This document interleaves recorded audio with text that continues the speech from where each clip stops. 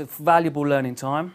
I got to work with some really great people. It was a very big studio, so we had 3 big recording rooms. Studio 2 was probably the most famous. It was where Phil Collins recorded In the Air Tonight, and it was famed for its drum sound. So I lost count the amount of bands that would come in to try and get the Phil Collins drum sound. Very few succeeded because it's not just about the room, there was a lot of other factors involved. We had a very big studio called Studio 1, which you could fit a small string section, a small orchestra into. You could probably do about 22 strings would be the most you could get in there. So people would come in and do that. You could fit a full band with grand piano. Same with Studio 4, that was a similar size. So the kind of people coming in were live bands. So it was the norm to set up drums, bass, 2 guitars, piano or keyboards, record all the backing tracks, do most of the overdubs, and sometimes they'd stay and mix it there, sometimes they'd go somewhere else. So it was brilliant because by the end of I've spent 5 years there. By the end of it, I don't think there was pretty much no instruments that hadn't come in that I hadn't recorded. So I learned an awful lot. I go to some studios now, and because it's not as common, sometimes the assistant hasn't even recorded real drums. It's not their fault, it's just the way it's gone. Technology's changed things a bit. People don't record live drums so much, so it's not as common, but it was a really great time. And it worked well. I have one producer that I work with a lot, and he has 2 engineers on his payroll, but they can't record anything more than voice or guitar. So if he has to do drums, strings, pianos, brass, anything like that, I get called and he has to pay me to come in and do it. So it's good to learn as much as you can about all the different aspects and learn a little bit if you're in that situation. Try and learn a bit about recording strings, because even though you might not be the kind of engineer that does it every day, and like one of the guys at maybe Angel Studios or Abbey Road, to be able to do it at certain times comes in really handy. The nice thing about Townhouse was that they were owned by Virgin Records, which was making a lot of money at the time, so they invested very heavily in equipment. So they were the first studio to get an SSL console. In fact, SSL was set up by 2 ex-maintenance guys who used to work at SSL. So they went to Townhouse and said, look, we've got this revolutionary desk. It's got some automation and it's got some built-in compressors and gates. And you've got a G series here, is it? SSL G series? So you've got a gate compressor on every channel. The first ones, they didn't have it on every channel, but they had about 8 in the middle that you could patch. But just to have them in the desk was pretty cool. They also had all the latest gear, so we had AMS delays and all the Yamaha stuff as soon as it was coming out. So it was great to get to learn how all the gear worked. And also, the job of the assistant engineer used to be as well that when a freelance engineer came in, he might never have worked in that studio before. And I've done the same thing when I've gone to a studio I've never worked at before. You then turn to the assistant and trust him. And you say, look, I've never recorded here. I've got to record some drums. Obviously, I've recorded lots of drums everywhere else, but I don't know this room. I was thinking of putting them here. What do you think? And if the assistant is good, hopefully he'll turn around and go, yeah, that's really good. That's where most people put them. Or he might say, well, actually, I was working with so-and-so last week and they put them over there and it sounded better or it sounded different. And then you use them because you might only be in for 2 days. So you can't really afford to get it wrong, or you might not have the time to set it up, find out it doesn't sound right, move all your drums and mics around the room and try all these different scenarios. So I did that for 5 years. I then had the option of going and doing some freelance work. I was lucky enough when I was assisting there, I worked with a band called Queen, and they came in to do to finish off a project, and I got on really well with them, and their engineer was their co-producer. So when next time they came in, he asked for me to work with him again, and we got on well again, and we were working well.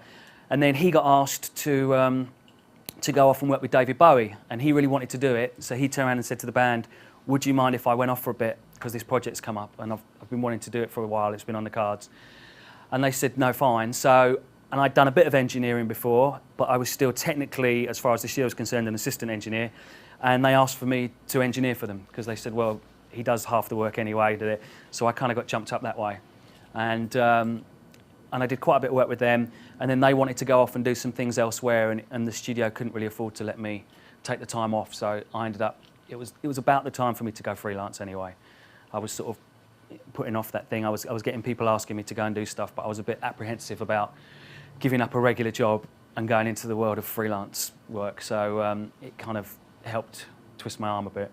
So I went and did some freelance stuff with them at different studios, and then became freelance. And since then, I've just worked at studios all over, some big, some small, and up to now. I mean, it's changed a little bit more recently because I don't know if you're aware, but a lot of the commercial studios have found business quite hard.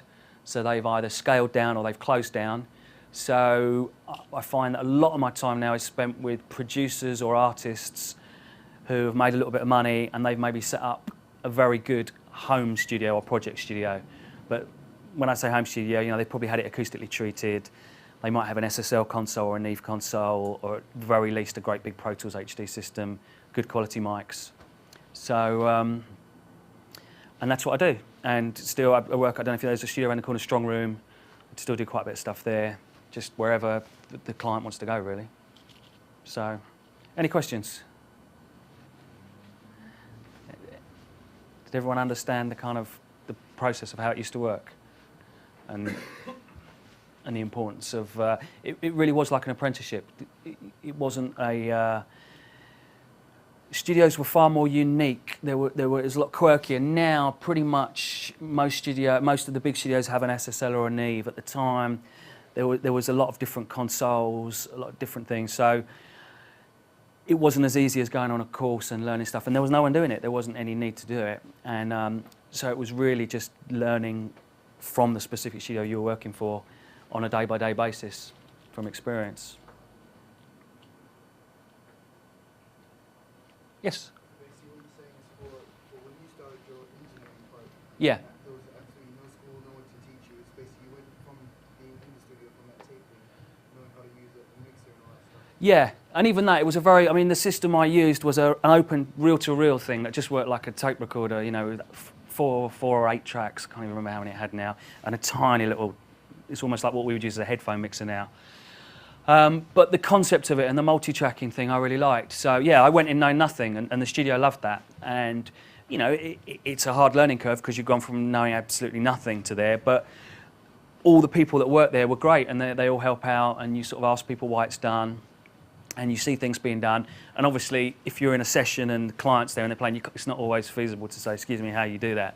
But you know, you'd write it down, and at the end of the session, I'd say to the engineer or the producer, why did you do that, or how did that work, or you know. And the other thing you find out is there's lots of ways of doing the same thing. One engineer will do something one way, another engineer will do it completely different, or the same engineer will do the same thing in a completely different way in a different situation. It just depends on the scenario that he's in. Oh yeah.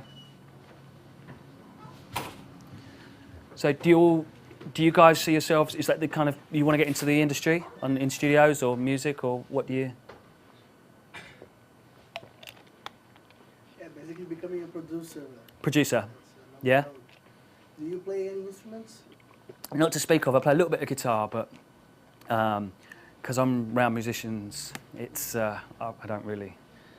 And did you find difficult to learn how to speak to the musicians regarding, you know, you produce now, so yeah. To talk to them about music, everything, you learn everything along the way? Like, yeah, you learn everything along the way. I mean, and you learn different terminology, but even that, it's different. One person has one terminology. You know, one singer will say to you, can I have some echo on my voice?